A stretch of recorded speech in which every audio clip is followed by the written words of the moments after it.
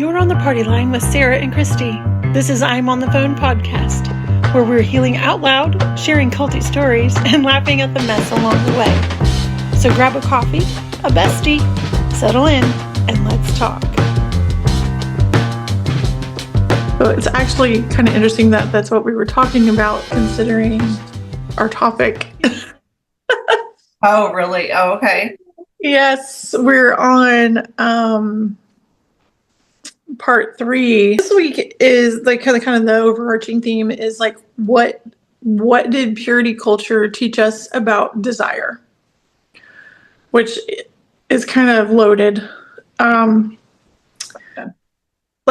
I've still been thinking about these things because obviously they still affect me a lot. Yeah. Like what did we believe desire even meant?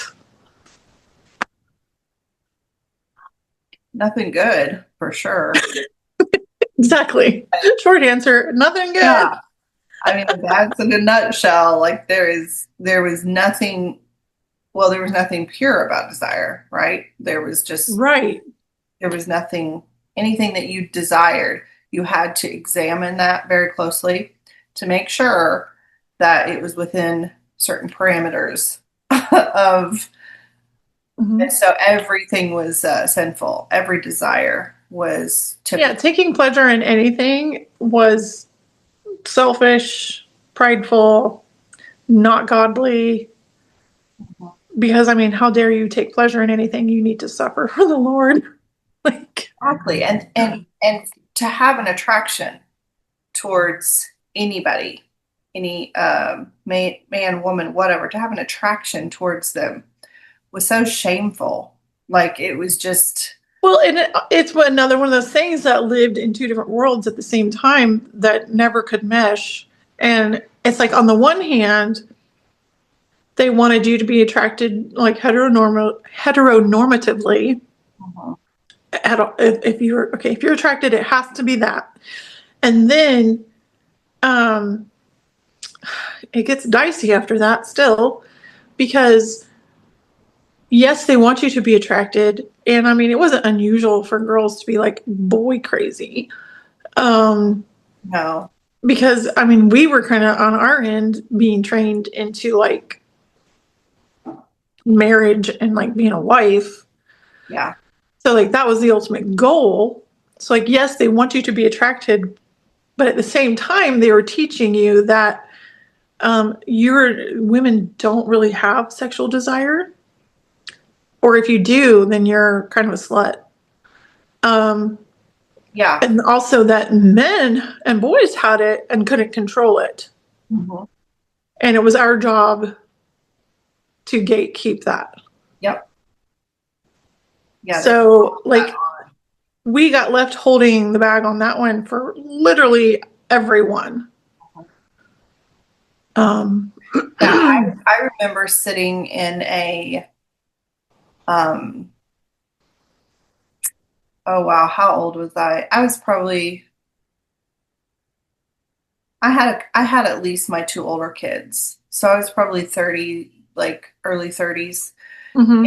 And I remember sitting in our family camp over the summer that we went to. They had like the afternoon seminars, and they had dedicated this particular one to women specifically, and they had another whole one section for men. But this one, it completely surrounded the way that we were supposed to present, like, and dress, and how it wasn't enough just to wear a skirt. I just remember there's one clip, and this is kind of funny to me because the person who actually headed this up, like, was the spokesperson at the front, and everything has completely 100% changed. Like, yay, does not do stuff like this anymore, and it just cracks me up how much she has changed and what she talks about. Yeah. But I remember like they actually took photos of wearing a skirt that just covered the knees and then bending over in same skirt, right? And they took photos of it? Yeah. how you could see the back of the knees, and this is what men see when they, and so it was just like and every day had a different theme. So that particular day had like dressing, how we're supposed to dress. And it was just like, I've thought about that before. And there was an older woman in the group and they were talking about, that men couldn't help it. Like they were promoting this, that men did not have control over themselves, basically. And this one elderly woman, she was probably in her early 60s, I would say.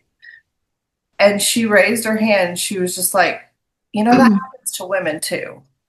And she was not part of the movement. Like she was a guest from the outside. She had on jeans and a t-shirt and her hair was short. Yeah. And she was just like, that happens to women too. And the person at the front, she was just like, yeah, but not as much as with men.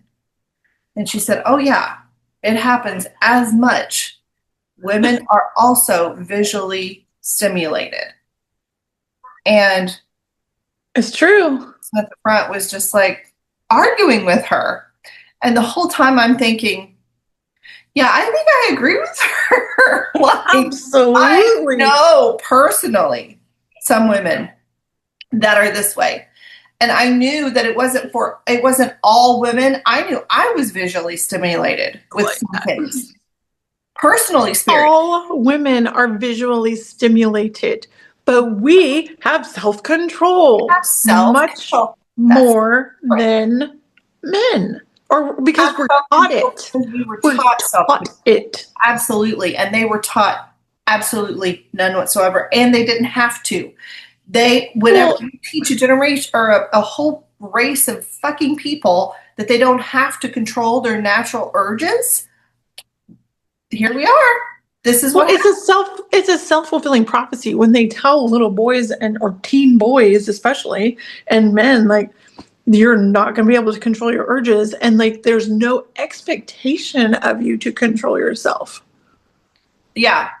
Of course they're not going to control themselves. Well, and then they are told that going and rubbing one out is a sin. And so then they have absolutely no relief whatsoever of, every place they turn, they're going to hit a brick wall. They have absolutely no outlet whatsoever for any of their thoughts or their feelings or anything. So my heart actually does go out to these young men who are growing up in these homes that are so toxic and then under the umbrella of safety. Like this is what is safe. This is what it is. So sad. It is. Get married and it's just like a free for all because this woman is supposed to put out every single time I want it. And they're going to want it all the time because they've never been able to do anything about it. And I mean, I can't imagine, Sarah. Well, like sex for men gets turned into one of their few coping mechanisms. Absolutely. And because they're not taught emotional regulation, because it's always like, man up. Mm-hmm. Like little boys are not allowed to learn. I mean, little girls get a little bit more there. Like we're expected to be emotional.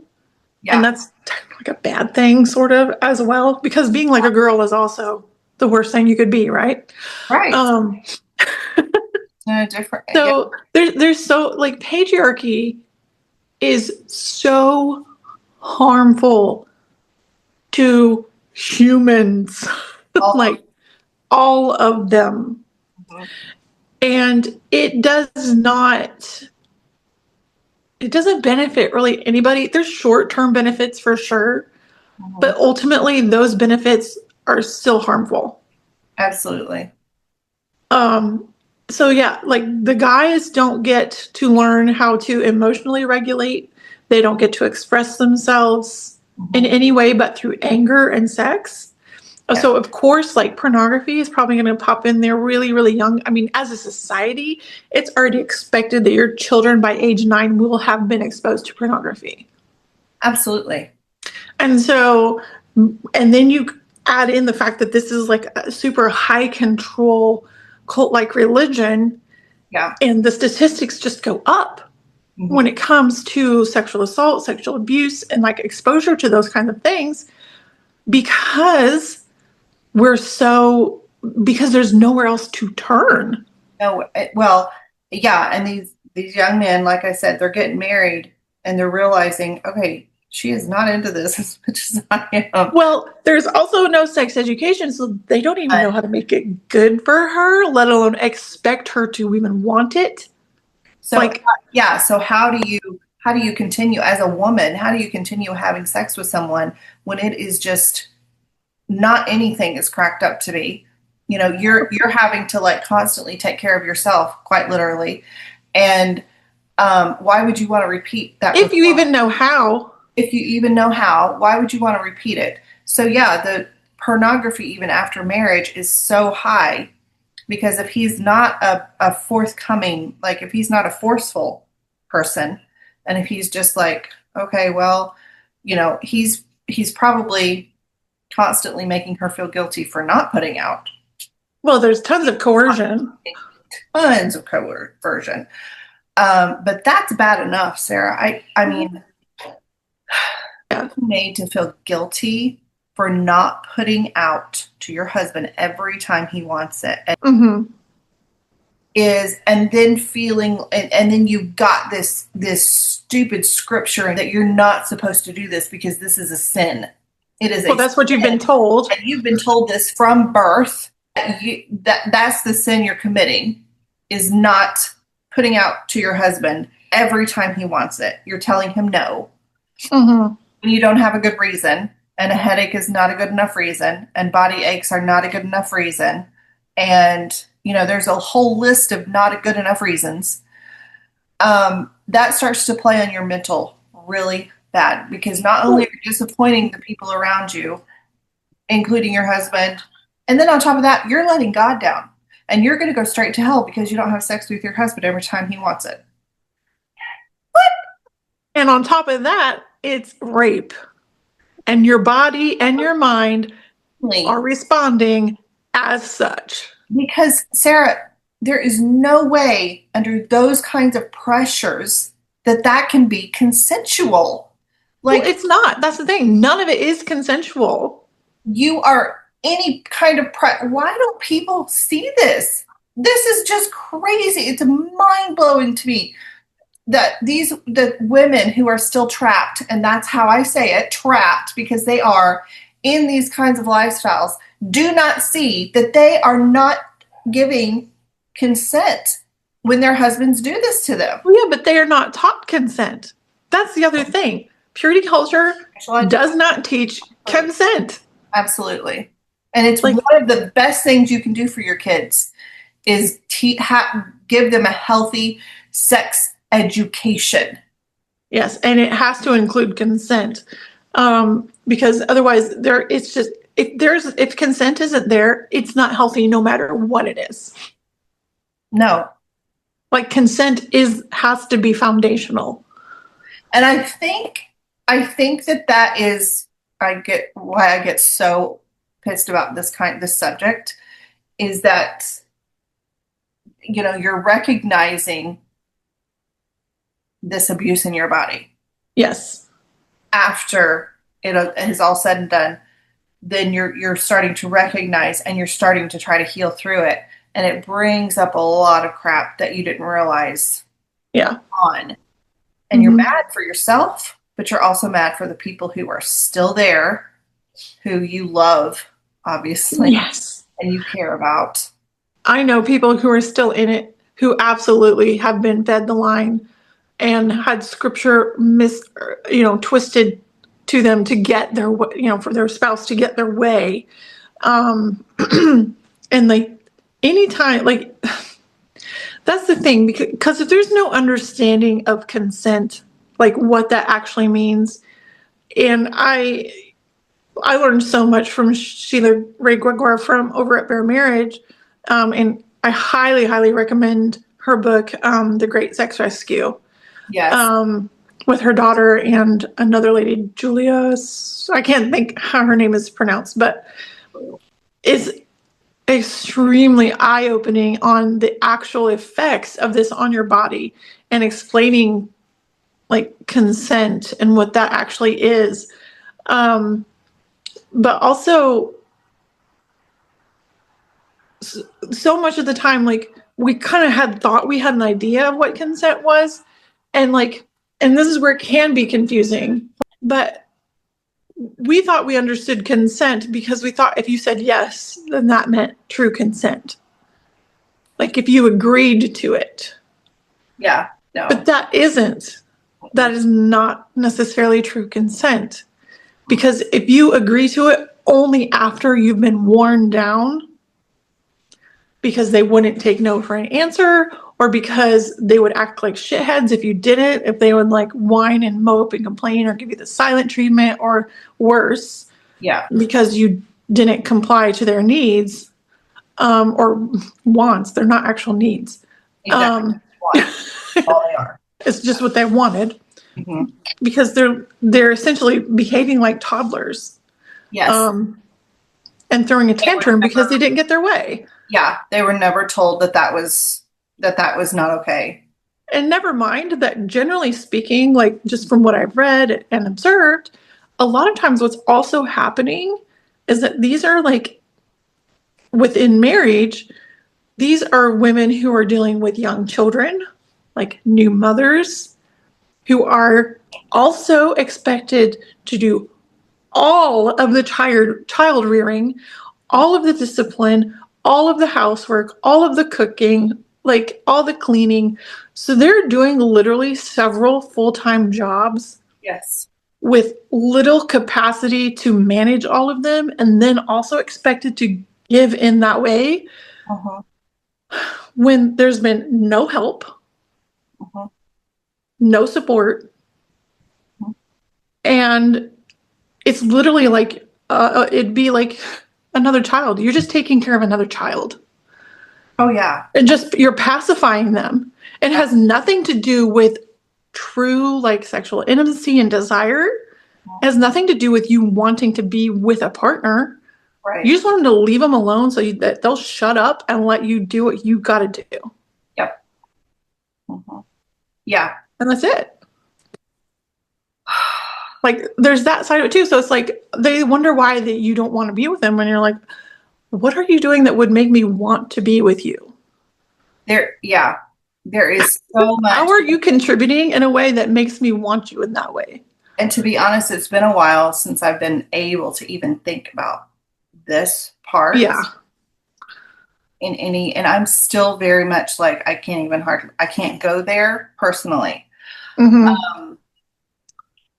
But there is so much about that, like taking care. There's so much outside of that kind of, or that act in your marriage. Yeah. Having sex in your marriage is told to us that it's one of the most important things. Bullshit. That area needs to be healthy. I don't know if anybody ever told you that, but I know for a fact. Of course. That was told to me. And I was like, so if this part of my marriage is unhealthy, and it always was, then that's what's wrong with our marriage. Like it's the opposite. That's what we have. And it is so opposite. Like that's like if your sex life is not good, that's what's telling you that the rest of your relationship has issues. Yeah. And then trying to go to marriage counseling, it's a huge red flag when that is one of the first things that is brought up. Huge red flag. Not only by the partner you're with, but by the marriage counselor. So, yeah, you've got women who are not being taken care of properly Like they're non not being supported at all. not I'm not talking about sexually. I'm talking about just in life in general. And they are run ragged. They're no more than a glorified prostitute at this point. Oh yeah, it's very Oh, transactional. yeah, that are rearing kids.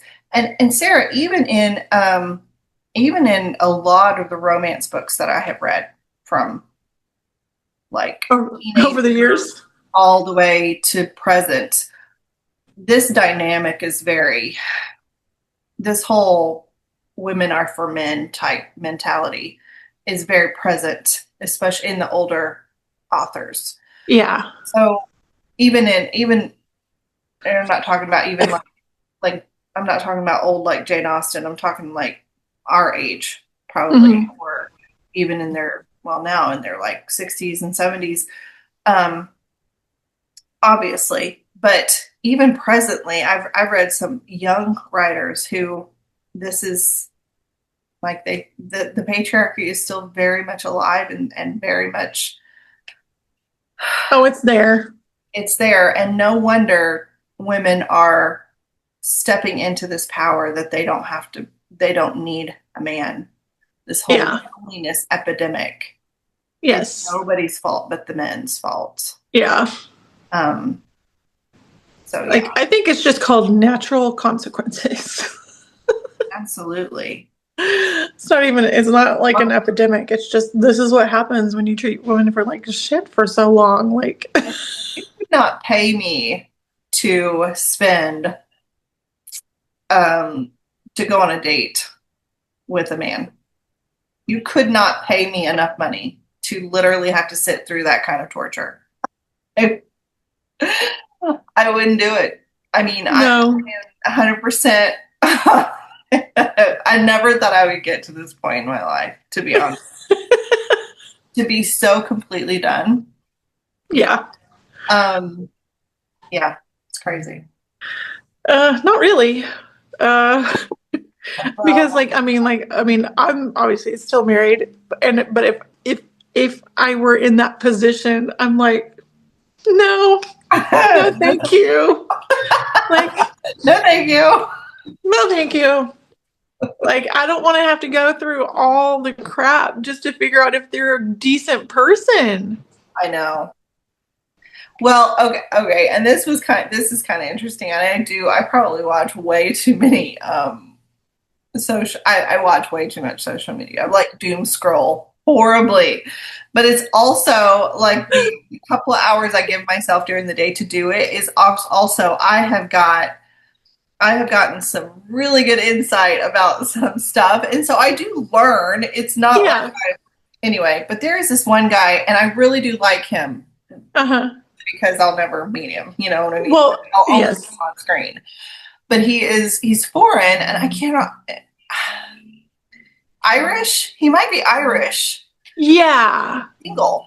Have you seen it? Okay. I think I I'll know who you're send talking you. about. I'll send you one to see if you're thinking of the same person. Probably. And he was asked through because he is a huge advocate for women, Yeah. and so he'll respond to some of these knuckleheads who just post the stupidest stuff on Yeah. men on social media. And he was asked through his messaging several times why he was not married or Uh-huh. single. He used to be married, I guess, way back in the day. Oh. And he's been single for like 25 or 30 years now. Oh wow. And he said the reason being is that I've done so much work on myself that to try to make room for someone else, uh, I cannot remember exactly what his wording was, but he has found happiness in being and contentment in being alone Yeah. and the work that it would involve at his age to try to find out if this person was a genuine person Yes. and came along beside him in his beliefs and his strength Yes. about women and men and their place in the world. Yes, exactly. Absolutely. He was just like the work that would involve that. Precisely. I don't have That's time for where it. I'm at. Exactly. It's I'm just like, like all of this work. And that's the thing, Sarah, is it's when you meet a new person, you are having to put your whole self on the table and just be like, it is so important that they know that patriarchy is not okay. yeah. I mean, I have got so many It's different so things. important that you align on the values that you have because they're non-negotiable. They are non negotiable. Absolutely not, especially now with our Yeah. and I mean, America is being split right down the middle, I feel like. And it's like the North and South all over again. I know. It I is going know. to be so crazy when shit hits the fan. Yeah. And I just don't feel I'm teaching my kids. I just told my kids, not all of them, probably the two oldest ones, do not compromise on these issues because these are too No. important. Um, I wish somebody would have told me that, Yeah. where I am today back then, but it is so important that they align. And it's too much work. Just like he said, it's too much work right now. It's too risky. Yeah. Happiness and his contentment, it's too risky to lose it. Right. And that's where a lot of women are. I've never heard Yeah. a man say it, but that's where, Well, there's so few men who have been willing to do that work. oh, yeah, yeah, Like, I'm not saying they're not out there, but there's so few. It's not worth it for me to go out looking right, because I got shit to do. I got stuff I want to do. right. Yeah, Like, there is so much more than the work of a relationship, especially when you yeah. have kids. I have got kids. Yeah. All I want to do is just pour into them and see them grow and flourish. I have my Yeah. own identity. I have my own things I want to do. Absolutely. Yeah. I do them. I don't take any, I don't, I don't feel guilty for having my friend. Yes. There's only one. No. Um, I don't feel guilty for having my time with you, and I don't feel guilty for having my time to crochet or to go Yeah. out on my own and just do a little bit of shopping for an hour just to get away. Um, Girl, you have so little time to do you. yeah, but I don't feel guilty for doing me, Absolutely not. and I don't. I feel like I've not arrived, but I'm getting so close to arrival with Yeah. a lot of things. I feel like you're just like you're approaching some really big like milestones, really. I am, but Yeah. it's all coming out of this like finding contentment in being alone, And being yourself. being yourself, accepting, because there's a lot of that when you're in that culture, right? Hmm. That purity culture, and you're a woman, and you've been made to feel basically like a glorified prostitute. You just start to hate yourself. You start to Yeah. think a lot about yourself because all you're being used for, and you're being used, Yeah. but all you're good for is house cleaning, having babies, being a sexual doll, sex doll, that kind of thing. Yeah. You start to really hate yourself. Yeah. I Because you're not a person. know. And I'm You're not sorry, allowed to be one. there's not a lot of super strong women in that movement that have ever stood up and said anything about anything that, for women that were, well, I Well, the don't know. ones who have had to leave. They left. Yeah, they ended up leaving. You can't stay in there and speak up. Uh-uh. There, yeah, no, you can't. You're not invited anywhere. You're not, Oh, you're you're very much ostracized. So I think absolutely there have been a lot of strong women. You just don't see them because they haven't been allowed to remain. right. Right. So, I mean, it's so yeah, when you start to look at yourself in the mirror and hate what you see, you need to start. That's a red flag. Because I mean, it's one thing to look at, and you just told me this recently to quit talking about myself in such a negative way. And my kids have told me that before. And It's I thought, bad. It is bad. And I thought, and then I started hearing them talk about themselves in a negative way and how it bothered me. And my oldest daughter told me the other day, she's given me so many nuggets of wisdom that it just blows my ever loving mind. And she told me the other day, she was just like, well, if you want her to stop talking about her that way, then you've got to do it for yourself. And I was like, oh, because I'm thinking, who is she watching on social media that is causing her to hate herself so much? Yeah. And my oldest daughter was just like, it's not social media. She said, I did that when I was like 8 and 9 years old. I thought I had to do all these extras. 8 and 9 years old, I had to do all of this stuff. And she said, but I saw you, and she named a couple of other people that would look at themselves or talk about themselves and talk about how much they needed to lose weight. And she said, and I didn't see you guys like that. I saw you as beautiful moms. And she said, I've always thought you were pretty.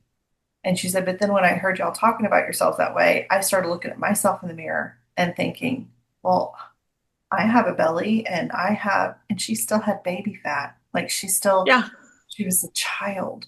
Yeah. And she said, so we start this narrative. Oh, they get the narrative from us. That I had to get rid of this because this was not good, because you weren't accepting it about yourself. And we think it's different, right? Because like, Christy, we didn't have social media to learn this from. No, we did grow up in the 90s when it was like, the emaciated anorexic models were the thing. Yeah. But like, I mean, I didn't have access to TV. No. And the most magazines I saw would have been just standing in the grocery line. Yeah. So I wasn't exposed to like society or the culture in that way very much at all. No, we didn't. But I mean, I know where I got those ideas from. And I mean, my mom was one of the worst. She hates herself.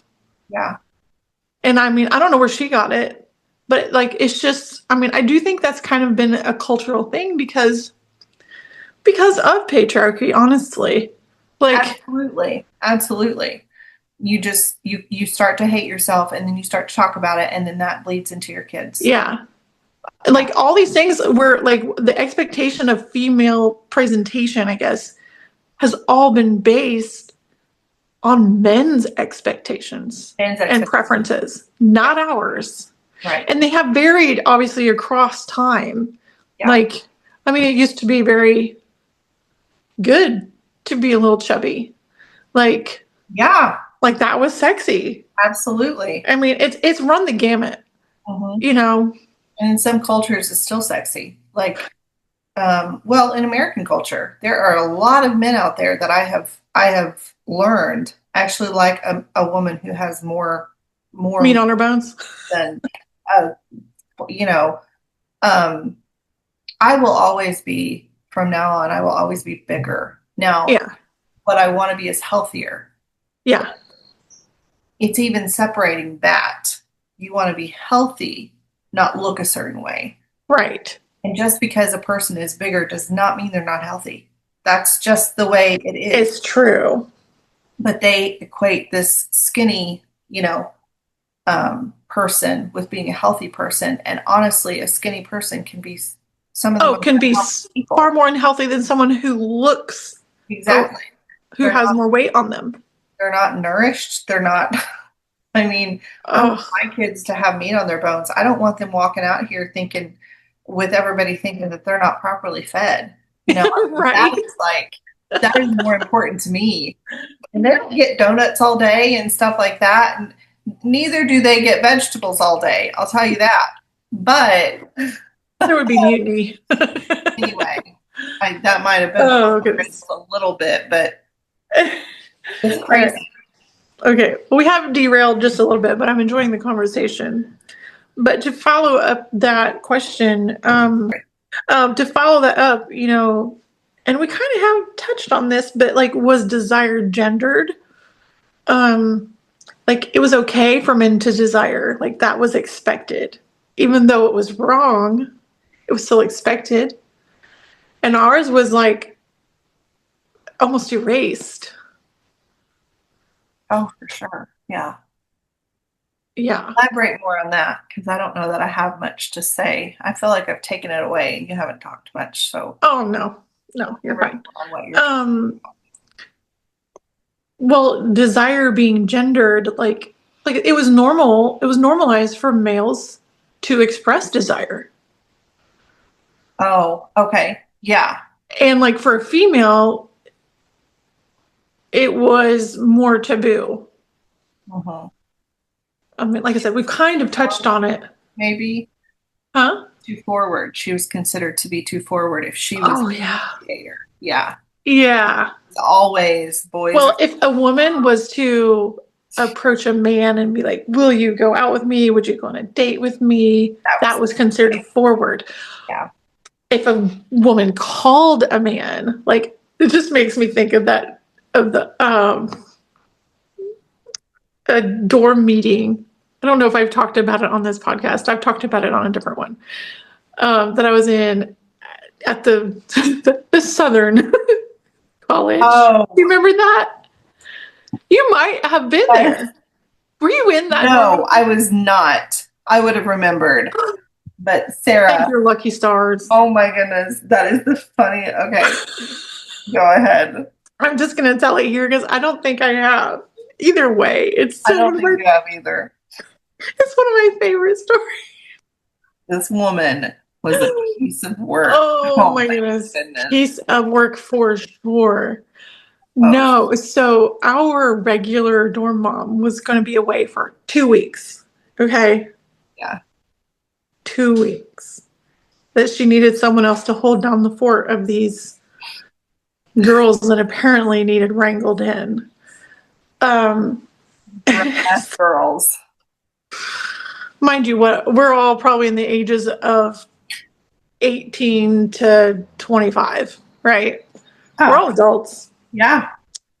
There might have been a couple exceptions, but this lady who was coming in to take her place for 14 days Yeah. thought that it was absolutely necessary to have a dorm meeting to let us know her expectations. I really think it was just her opportunity to get out there how, like, her opinion on how we should be behaving, because her husband was a professor. Yeah. And so it sounds like she was just looking for a platform. I think she had to have just been looking for that ripe opportunity to tell us all how she thought we should behave, which, my God. So some of my favorites, these are just the ones that I can remember. Mind you, this dorm meeting lasted, I think, 2 hours. That is excessive.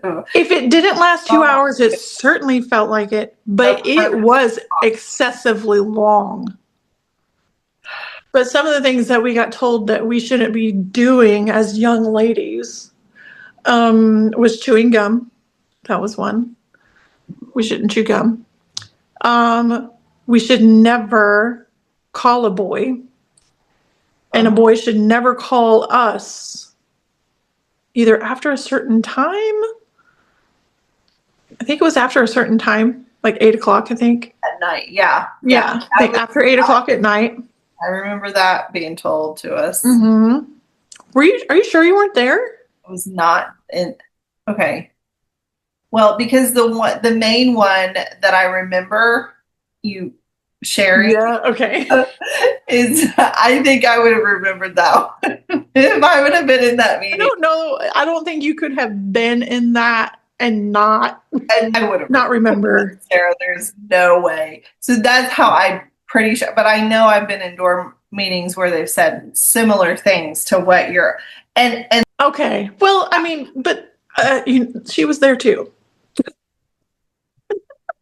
Are you serious? I don't know who you're talking about. No, they actually, I don't remember when they left, but they ended up going to that same school because he was the preacher at that church. Oh, I know who you're talking about. Uh-huh. Not in the dorm when she was there, though. Okay, but we're still Oh in the my same mindset. word. That's who it He was. was a piece of work. They both were. Yeah, they were. Anyways, so yeah, the chewing gum and the phone calls after 8, no. Just no. Yeah. Also you should okay, this one actually blows my mind. You should keep your room clean, like your dorm room or your home at your home, just in case your suitor, whoever, wanted to come and check on it without your permission, like to see how good of a housekeeper you were. Like it was like he was picking out something at a friggin' Walmart or something. Okay, but mind you, this actually happened. Her Oh, son-in-law did that. oh, I know it's happened. Yeah, it's happened. Okay, go ahead. More has happened. I'm not surprised, but It happened to like, me. what? That was. I'll tell you about that later. But Okay, yes, we have to talk. yeah, That is such a violation of privacy yeah, to me. yeah. I'm like, if you think you can come and check my room without me being there and make those kind of assumptions about me based on my room, Well, boy, bye. I was set up for. Yeah, that's another. Oh, yeah, we I'll have to gotta. talk to you about that later. That's just violation, Okay, well, I didn't know that, and non-consent, I'm thoroughly non-consent. appalled. That is another area where they're just putting in Yes, non-consent, not just in the sexual realm. yeah. This is in every part Well, of they feel life. entitled to you, period. Absolutely. Especially like even if you're just dating and you're just learning about this individual, that is like the open door to, I mean, that's where not, there was, okay. Anyway, Okay, so moving on, now that I'm slightly angry. Um, so there was that one. Yeah, complete entitlement to your personal space. yeah. Should have been okay. Um, Yes. and expected, apparently. But my favorite one of all of them that just still leaves everyone howling Hey. is I'm sorry. That you should, I guess you should expect that if a man were to touch you on your shoulder or you touch his shoulder, that's what it was. You touch his shoulder, he will need to go relieve himself behind the bushes because God help us all. We got a boner now. Like, and we got to take care of that because that's priority. Shoulder is the tipping point. I mean, what an erogenous zone right there. Is that zone 8? Like, I don't know. Oh, lady, you don't even have to go near his ass or anywhere in the vicinity to get him. Okay, but see, this is exactly. Sorry, I can't quit. This cracks me up every time I hear this story. I'm just still stunned. Exactly what Over the 20 years. expectation is. Like they're just like, oh, okay, well then it's totally okay to let my mind just let my body take control. And I mean, And I need to look like, I'm sorry, but relieve himself in the bushes. yes. You know, you could get arrested. I'm like, there's all sorts of things wrong with this, but that's actually illegal. I wonder if she'd ever witness. If that this like, I'm sorry, but I'm just picturing that community, right? Like that street, which does not have many bushes, mind you. Palm trees. If you Nothing that would accidentally hide anybody from doing their shoulder, like, can you imagine like some little wispy girl standing there and just happens to brush his shoulder and boing, and he's like, oh, I've got to go. One moment, please.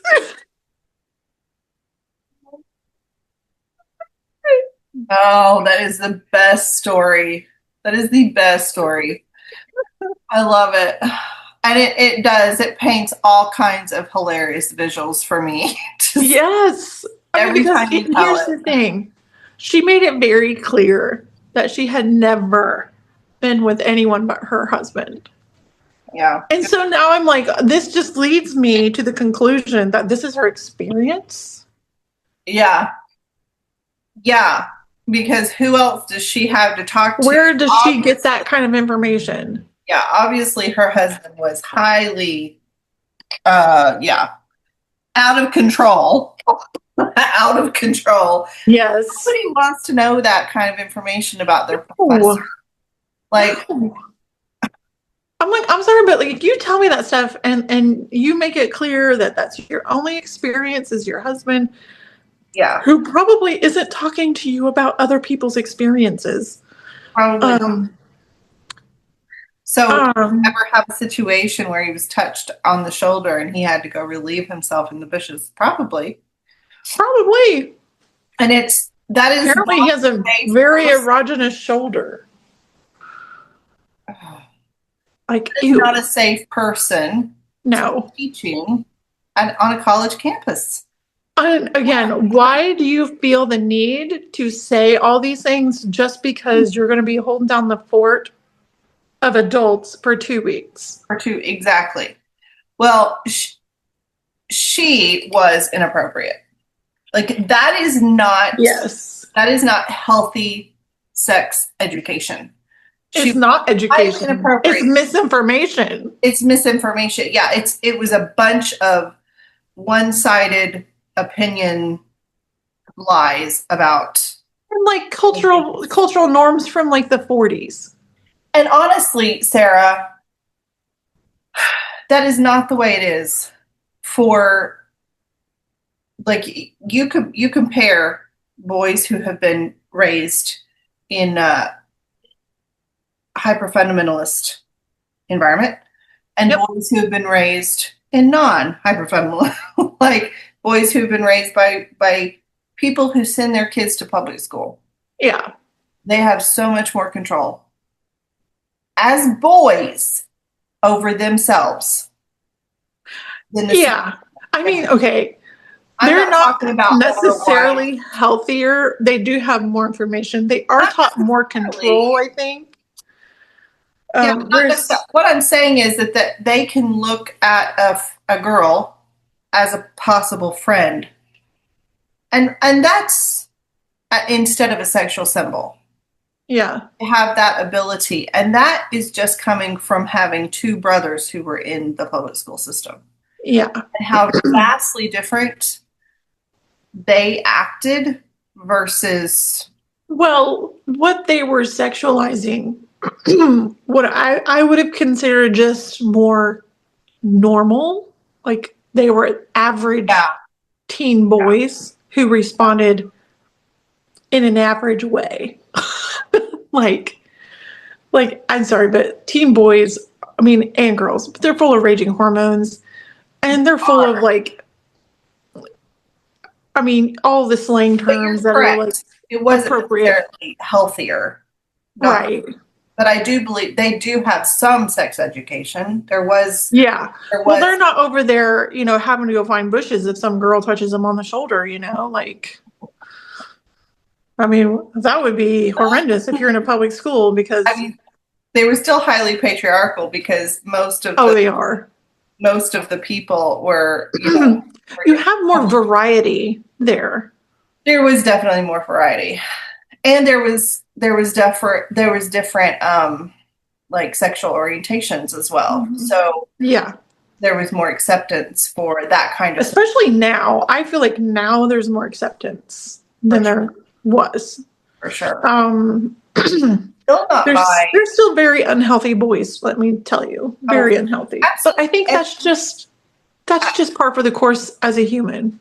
yeah, as a rule, our whole entire nation is patriarchal. Like Mhm. they're going to be in every state and they're going to be everywhere. So, So this, like, rooting this out is not an overnight thing, obviously. Right. But I'm definitely teaching my son different. And I that has to start in home. And it has to quite literally start with mothers. Yeah. Well, Um, fathers actually. well, but Well, it's mothers obviously play a role in it, and like we reared them, but like what they need is a healthy role model of men, and men aren't doing it. well, not our generation, men. A lot of them are not. I Most have of them are not not. found many. Right. I don't know anyone personally, Sarah, that is Right. 100% against the patriarchy. Yeah. No one, no any man that is 100% against the patriarchy. Well, Maybe a one or two. man. I can think of one or two you might know. Okay. But I mean, considering the amount of people we know, that is sad.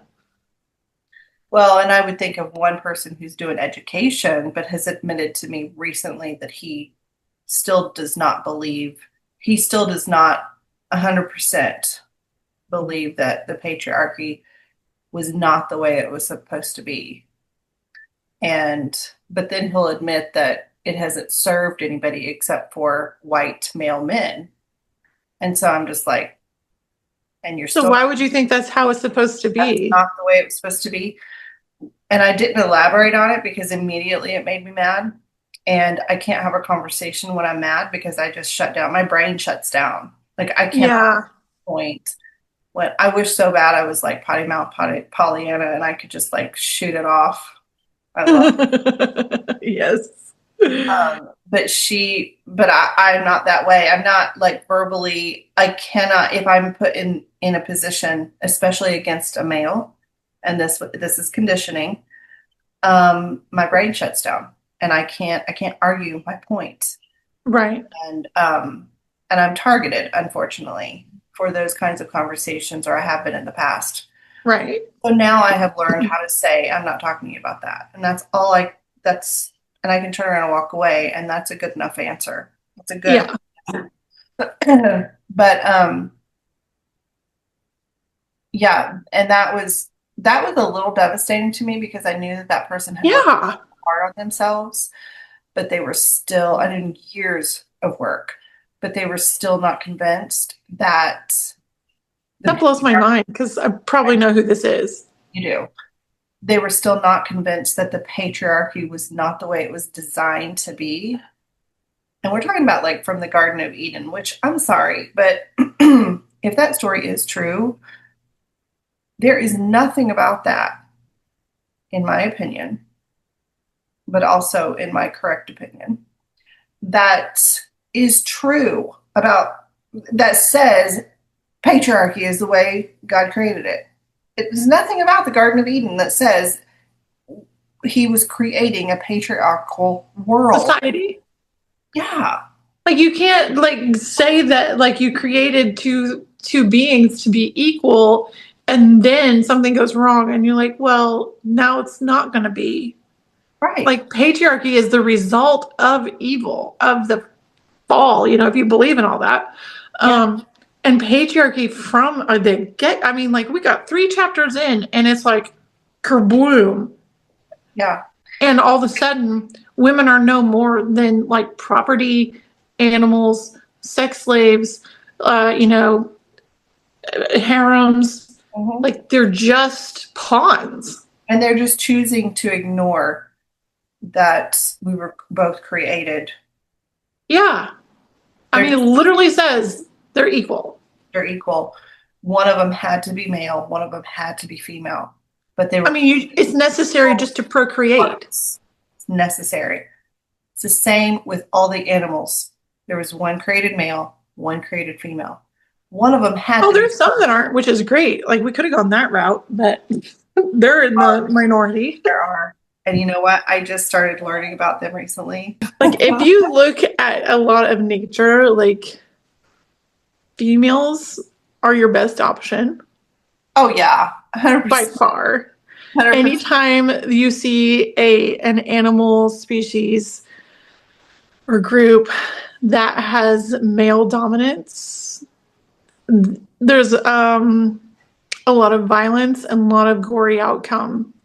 But when you have matriarchal groups, it's they thrive because it's about the safety of everyone. Right. And Absolutely. I just have been learning about that a lot more lately, about how like matriarchal society is not the opposite of patriarchy. It's not like No. females are just in charge now. Right. And they're going to do the exact same thing that men do. Yeah. It's actually quite the opposite. To be honest, I mean, if you look up the actual definition of feminist, because I am 100% feminist. Oh, absolutely. And it took me a while to actually say yes and say it with confidence that I'm a feminist. Absolutely. Yeah.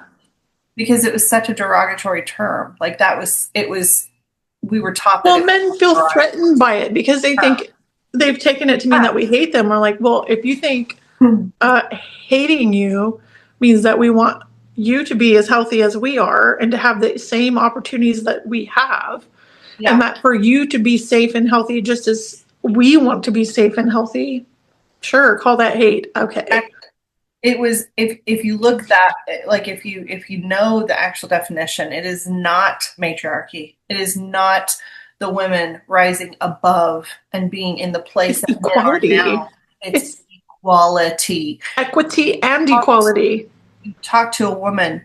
I mean, even myself, when I would like self-examine right after my separation, I was internal, like I was trying to find the fault in me, Sarah. Like, I was the one, because for years after separation, I felt like that I was the one at fault still, like in my head.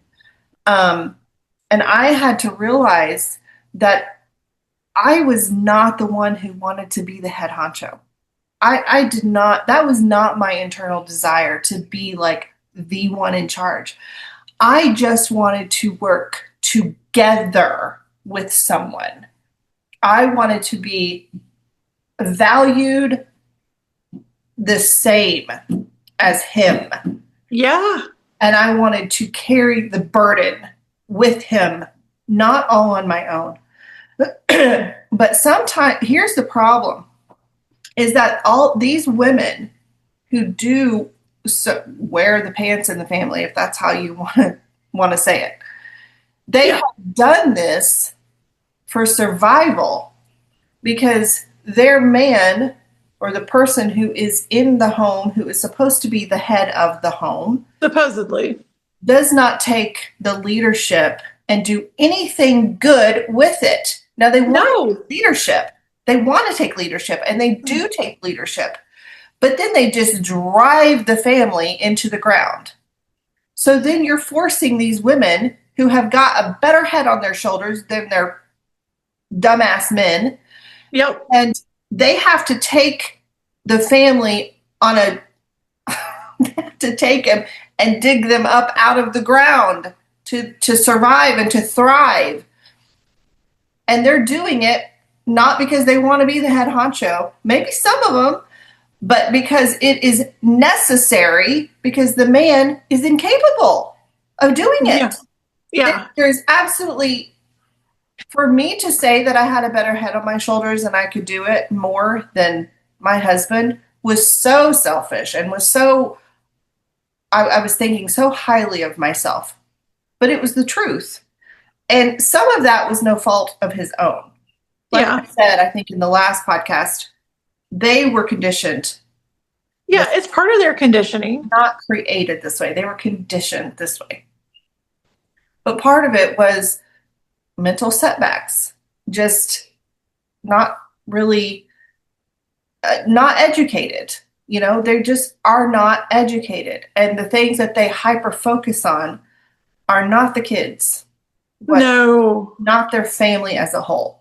What they hyper-focus on is very self-absorbed, very selfish. And they're taught that that's okay. And I'm sorry, but no family is going to thrive in that kind of an environment. And so you've got these women who will take charge, and they have to, in order for the betterment of their home. Right. And they'll leave the man behind, absolutely, and they should if he does not fall in line. It's Yeah. just the way it is. Well, it's interesting because of how, if you think about this, so like this patriarchal hierarchy, they teach men that they need to be in charge, need to be in charge. And what you see happening is men submitting to other men all the time. All the time. And what they're seeking a lot of times is just like male validation because they never get it. Yeah. Which is really sad. Yeah. So they're seeking a lot of like validation in that way because that's what they've been told they need to find. At the same time, they're not natural leaders. No. They're natural followers. Now, I'm not saying that there aren't natural male leaders. There are, clearly. Absolutely. But there's a fuck ton of natural female leaders who will get you farther down the road than men can even dream of, because unfortunately, they're stuck in this patriarchal society that's so stuck on male ego. Yeah. And not like humility and the betterment of the community at large. Like their egos just get in the way of success, period. Absolutely. Because it's the ones at the top who are like the most toxic. Yeah. Yeah. And so like that trickles down.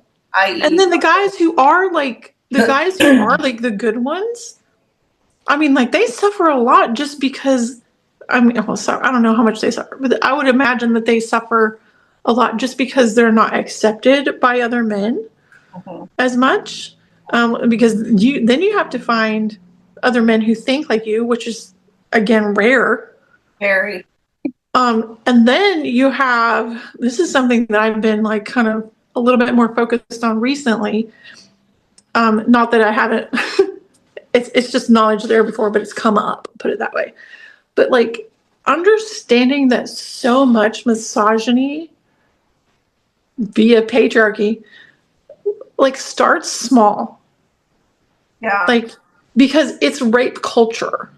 Yeah. Misogyny is, I mean, like the hatred of women is ingrained in patriarchy. Right.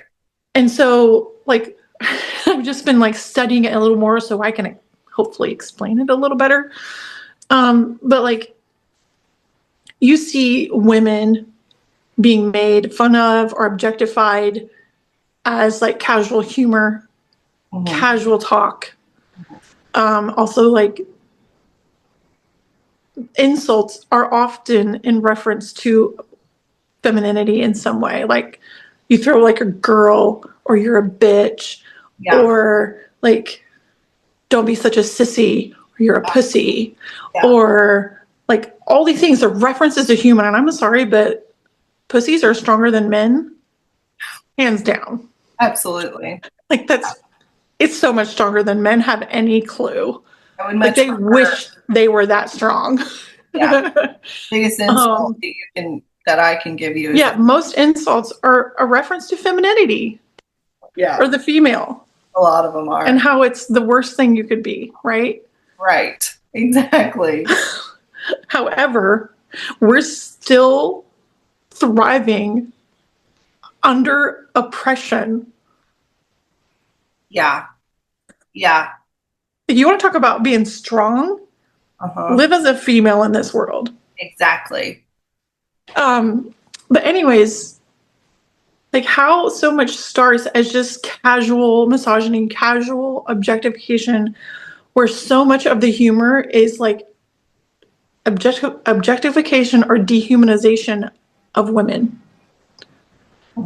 Like constantly making like boob jokes or like something in reference to their body. But it's also true of men. They focus on external things or objectify them or like size matters, that kind of stuff. Yeah. And so they're constantly on both sides. You're both made to feel worthless and not enough. Right. in one form or another. And so all of it is just a perfect storm for just absolute toxicity and hatred and division, rather than us coming together and working together for the betterment of everyone. Absolutely. It, It's like, I don't know how you could see that as anything good or the original good thing. right. Yeah, It's just not there. from the beginning, it was just like this wedge between male and female. And I'm not just talking about husband and wife. It's like that wedge between male and female has always been present. Oh, And yeah. um, and it's crazy to me that like nature, just the way somebody was born, um, like they so what you were talking about, like men looking to other men, Mm-hmm. that is so true because they were all told that men were created the same way in a certain way. Mm-hmm. And I'm not talking about their anatomy, I'm talking about their Psychology. mentality. Like they have to be leaders and they have to be like they have a natural instinct to do all of these things, and it's just really Supposedly. Oh not my true. God. It's It's not. not true. There's a lot of women that were created, came out of the womb with this mindset already ingrained in them that Like is already in their very DNA. similar to what they say a man is supposed to think. And a lot of these women have never married. Like I know several that are in the CHM that have never married because they have this very masculine mindset about life, Masculine. masculine about life and about what they want, and they're very career driven. Mm-hmm. And that's supposed to be a masculine thing. Is a career driven individual is masculine. That's not Right. even a thing. Like that doesn't make any sense. And then men Well, cannot be feminine. And I know a lot of feminine men. And that's and feminine. See, yeah, full air quotes. Like, categorize everything. Everything is a male female situation. And it's not it's like not. we even have freaking colors that are considered to be male female. And I'm sorry, but I have my son loves purple. That's like considered to be a female color. And I didn't even and pink Well, is a I female mean, but color. like those types of things, like gender, um, is literally a social construct. Like, it's all about what people have made it to be, and nothing to do with like biology or anything like that. Yeah. Like, colors are not gender specific, they're just a color. Mhm. Doing a thing does not make you more or less male or female. No, like painting your fingernails and wearing makeup and doing all of that. I mean, I love, Doing dishes, huh? doing dishes, cleaning your asshole. Apparently that's gay. Oh my gosh, Sarah.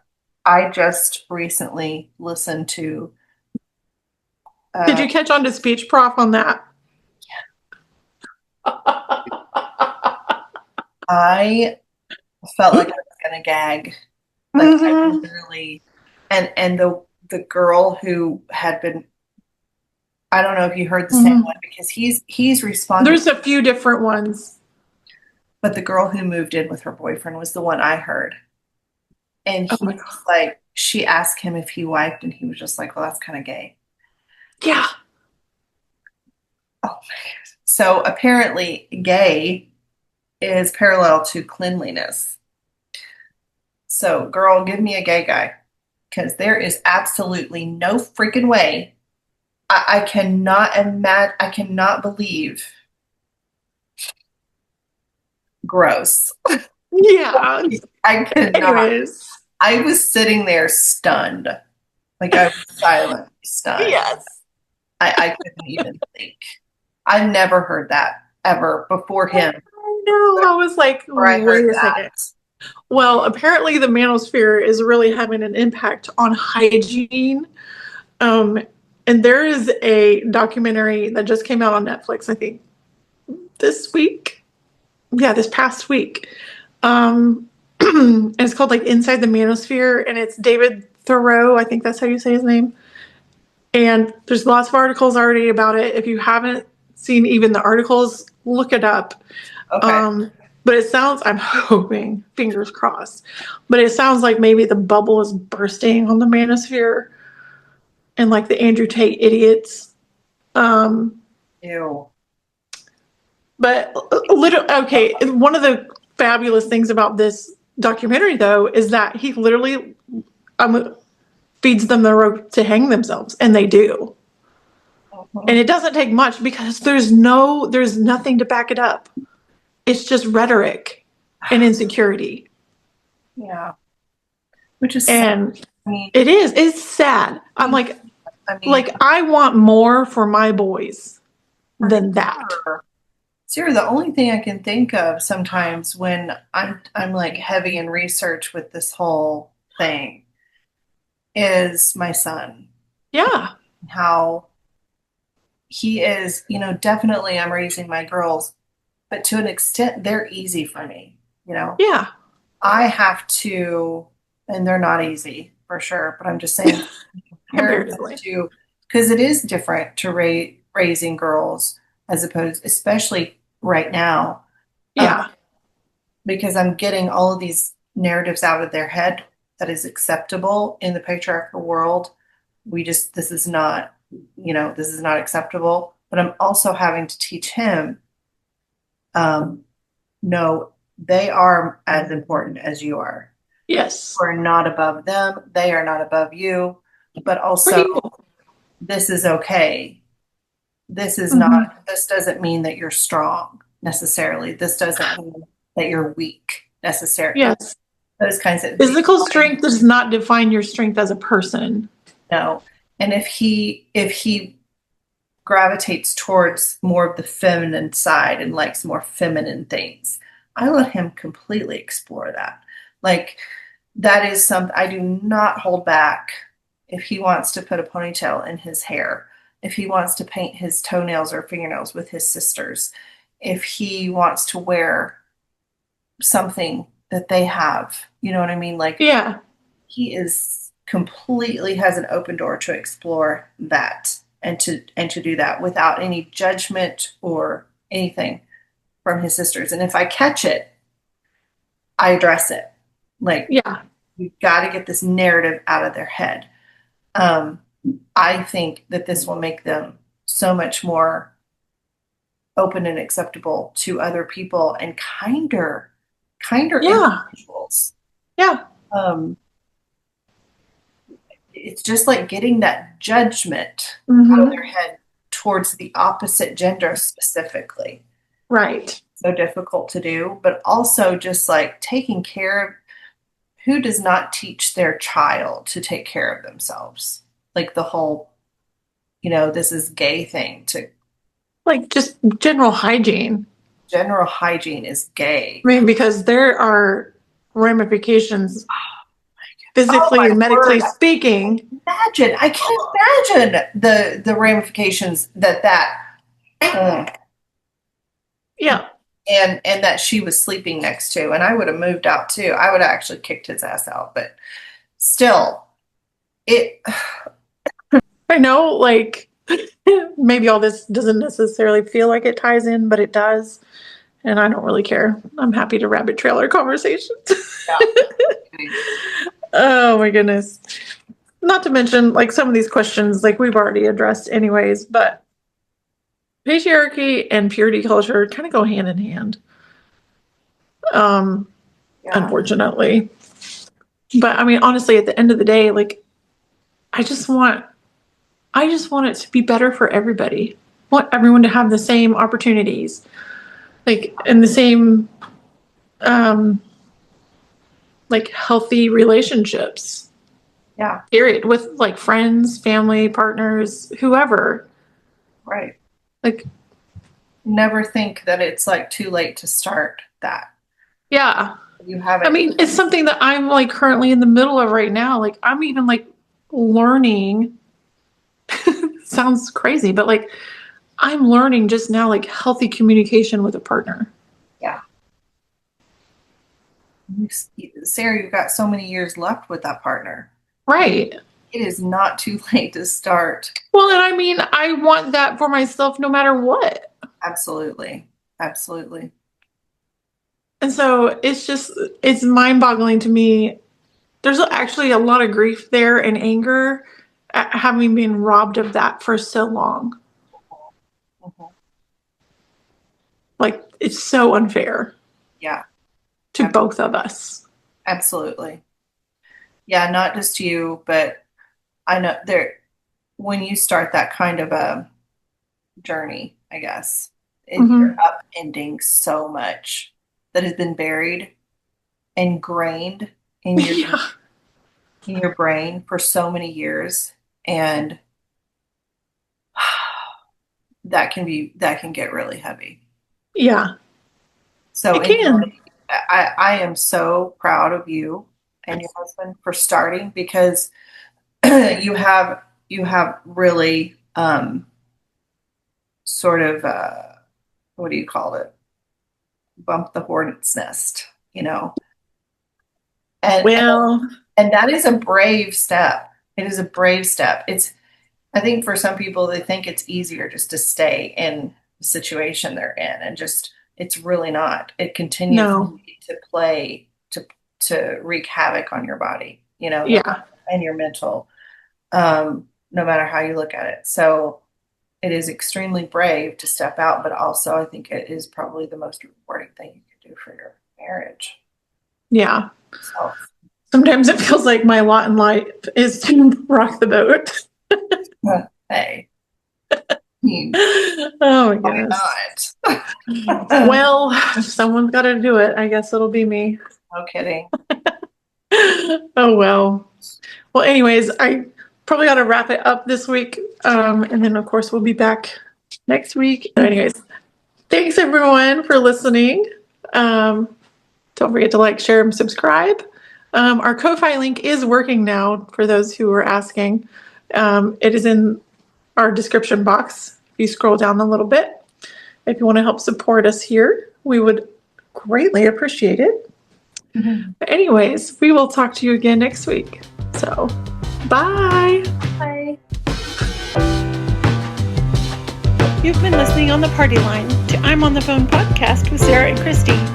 Join us again next week for more stories about our pre, post, and mid-culture life. Thanks for listening.